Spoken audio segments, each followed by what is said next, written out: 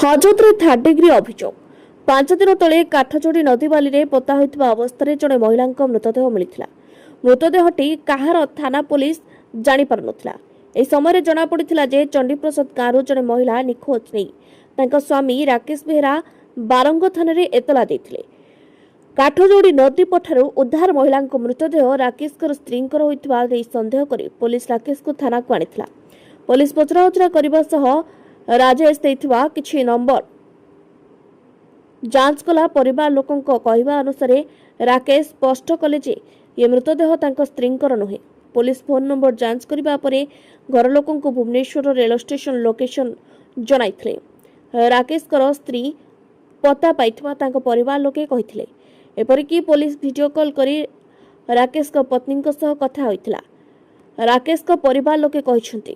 ତଥାପି ପୋଲିସ ରାକେଶକୁ ଛାଡ଼ି ନଥିଲା।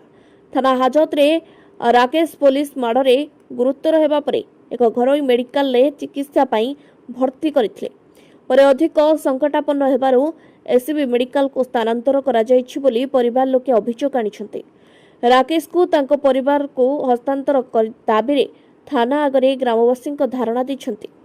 ଆଇନ ଶୃଙ୍ଖଳା ପରିସ୍ଥିତି ଉପୁଜିବା ଆଶଙ୍କା କରି ବାରଙ୍ଗ ଥାନା ଅଞ୍ଚଳରେ ବ୍ୟାପକ ପୋଲିସ ଫୋର୍ସ ମୁତୟନ କରାଯାଇଛି।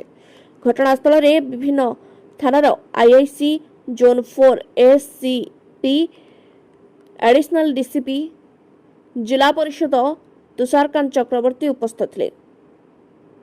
କଟକରୁ ମାନସ କୁମାର ସାହୁଙ୍କ ରିପୋର୍ଟ, ମଣିଭଦ୍ରା ଖବର।